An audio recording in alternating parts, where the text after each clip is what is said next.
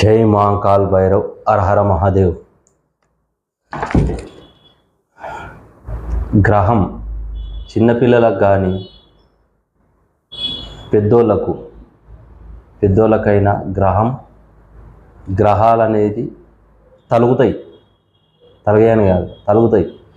తలిగినప్పుడు పిల్లలు ఏడుపు, ఆ ముఖమంతా పీల్చకపోవడం, మనిషి తినకపోవడం, ఏడుపులు, తెల్లందాకా అల్లనే మూత్రం పోసుకున్నాడు పిల్లలు. ఇవి ఎందుకు జరుగుతాయి గురువుగారు అంటే, ఇప్పుడు మన షాప్ ముంగడికి వెళ్ళి పోతుంటారు, ఆ తోవల పట్టి పోతుంటారు, 3 తోవల కాడ ఏదో తీసేస్తుంటారు. బేస్తవారం అని, ఆదివారం అని, మంగళవారం అని.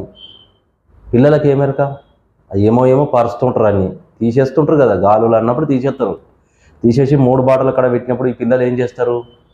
పుస్తకాలు జబ్బకేసుకుంటారు, పోతారు. వాళ్ళకి ఏమెరక? దాన్ని చూసి ఒక పిల్లలు అయితే తన్నుకుంటూనే పోతారు కొందరు పిల్లలు. కొందరేమో దాన్ని ఎగురుతుంటారు వాళ్ళని. ఇవన్నీ పిల్లల గ్రహాలు పడతాయి. అది గ్రహాల కిందకి సంబంధించిన వాళ్ళు తీసేస్తే ఆ పీడ ఈ పిల్లలకు తగులుతుంది. తలిగి ఈ పిల్లలు ఏమవుతారు? ఎక్కడ పోయి చూపించినా కానీ ఏదో ఒకటి కడితే ఏదో ఒకటి అవుతుందంటే అది గ్రహం తలిగి అది చేతబడికి సంబంధించిన విషయాలు కానీ, లేకపోతే ఏదైనా రోడ్డు మీద తీసేసినవి ఎన్నో ఉంటాయి. దుకాణకు అడ్డంగా ఉన్న నిమ్మకాయలు ఒకటి తీసినవి కూడా కుర్చీ ఏం చేస్తారు, పడేస్తారు బయట. అవి దొక్కినామంటే ఇంకా మరీ మనిషి సావు దాకా తీసుకుపోతుంది. అది చాలా ఇంకా అది విధానమే వేరు. అది ఆ మార్పు, నువ్వు బండి మీద పోయి తొక్కినా ఇబ్బందే, మనిషి తాకినా ఇబ్బందే. దాంతో దాని ప్రయోగం కూడా చేయొచ్చు. దాని ప్రయోగం చేస్తే మనిషి కూడా చేస్తాడు. దాంతో అంత విధానం ఉంటుంది దానికి. ఏంటంటే చెడు ప్రయోగాలు అనేది చాలా అది విధానం వేరు. అయితే ఇప్పుడు ఈ గ్రహం అది ఏదైతే 3 బాటలు అక్కడ తీసేసారో పిల్లలకు, ఆ పిల్లలకు పట్టినప్పుడు తల్లి తండ్రి ఎక్కడ పోయి చూపించినా తక్కువ కాకపోవడం కాదు కదా. ఇంకా పిల్లగాడు ఇంకా రోజు రోజుకు ఇంకా ఎక్కువ అవుతుంటుంది, తక్కువ కాదు. ఒకవేళ చంటి పిల్లల తల్లి సూతం తెలియక దాని మీద దాటిపోయింది అనుకో, ఆ పిల్లలకి ఆ పాపకు కానీ బాబుకు కానీ పాలిస్తే కూడా ఆ పిల్లగాడు మొత్తం కడుపు దిండుగా అయి మళ్ళా పాలు తాగకపోవడం, తల్లికి మానసికంగా ఒత్తిడి ఏ విధానంగా అవుతుంది అంటే, అసలు పాలు పిల్లగాడికి ఇస్తామన్నా కానీ మతి మొత్తం ఆ పిల్లగాడు తాగేటప్పుడు ఈమె తల్లికి తీసి బయట పిల్లగాడిని నూకేద్దామా అన్నట్టు ఉంటుంది అది. ఎందుకంటే అవి అసంటి పనులకు సంబంధించినవి. అవి పట్టినోటి ఇడివై. అవి ఇంకా మరీ ఈ బాలంతలకు పడితే మాత్రం అవి మనిషిని తీసేసేదాకా ఇడివై. ఎందుకంటే ఏదో పని మీద పోతారు వాళ్ళు, ఎక్కడనో పోతారు. ఎందుకంటే ఒక తల్లి బిడ్డకు పాలిచ్చినప్పుడు ఆ గ్రహాలు అనేది తలిగినాయి అనుకో, ప్రాణాలు పోయే ప్రమాదం కూడా ఉంటుంది అక్కడ. అసొంటిది అది. ఆ గ్రహం అనేది అంత ప్రాణం తీసే గ్రహం. ఎందుకంటే దాని మీద షాకిని డాకిని అనే పిచాచులు అనేది కూర్చుంటాయి. అవి ఆ తవ్వల అవి బేస్తారం ఆదివారం తీసేసినప్పుడు ఉండేటి అవి పిచాచానికి సంబంధించిన శక్తులు. అది తీసినప్పుడు ఆ రాత్రి ఎప్పుడైతే తీస్తారో తెల్లారే వరకు అవి అవిటి మీదనే ఉంటాయి. అవి ఆ రాత్రి ఎవడని దాటిండి అనుకో, ఎవరన్నా కావచ్చు, అది పెద్దోళ్ళైనా సరే చిన్నోళ్ళైనా సరే ఎవరన్నా కావచ్చు, ఇంకా మనిషి లెక్క ఉండడు. పెద్దోళ్ళు అయితే ఇంకో రకంగా ఉంటారు, చిన్నోళ్ళు అయితే ఈ విధానంగా ఉంటారు.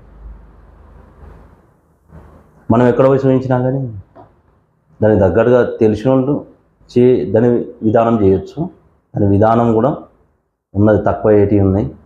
లేదా మీరే చేసుకుంటారు అనుకుంటే మీకు విధానం చెప్తా, ఆ విధానం చేసుకుంటే ఒక రాగి రేకు మీద మీరు మంత్రం ఉంటుంది, ఆ మంత్రం చేసుకోవాల్సి వస్తుంది. నేను రాసిన, మీరే చూసుకొని చేసుకోండి.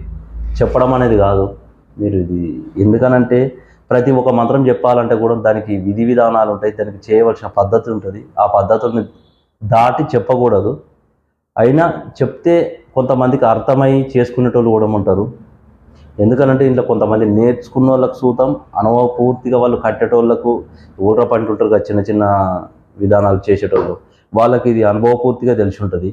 వాళ్ళు చేసి ఇస్తారు, మీరు చేయించుకోవచ్చు. లేదంటే నా నెంబర్ ఉంటుంది, నా నెంబర్ కాల్ చేస్తే నా ఫీజు ఉంటుందమ్మా, దాని మీద నేను చేసిస్తాను. ఇది యంత్రం.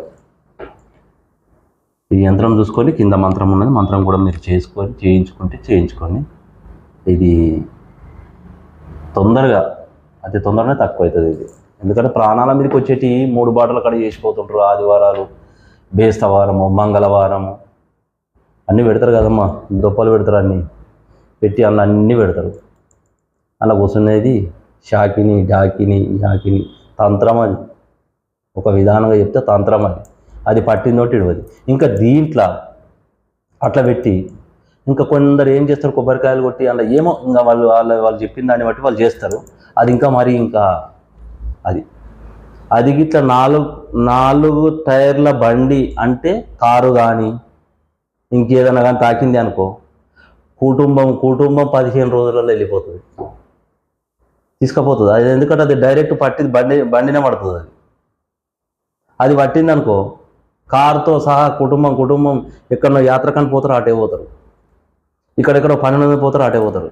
అవి అట్లా చేస్తారు. ఇదంతా చేసేది ఎవరు?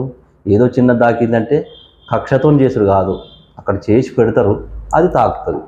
కక్షలతో చేసే విధానాలు వేరు. అట్లా చేసినప్పుడు కొందరికి ఈ విధంగా బండికి పట్టిపోయింది అనుకో, యాక్సిడెంట్లో కొంతమంది పోతారు, కొంతమంది పోక అలా భార్యాభర్తలు కొత్తగా పెళ్లి అయిన వాళ్ళు కారులో పోయినప్పుడు, అది ఆ రాత్రి తెలియదు కదా, ఆ రాత్రి పోయినప్పుడు తెలియదు, కారు వెళ్ళిపోతూనే ఉంటుంది. అప్పుడు సంతానం కూడా కాదు, ఎంతటి తిరిగినా సంతానం కాదు. ఇట్లా ఉంటాయి. అది చాలా ప్రాణం తీసే ప్రమాదం. అది ప్రాణాలే పోతాయి దాంతో.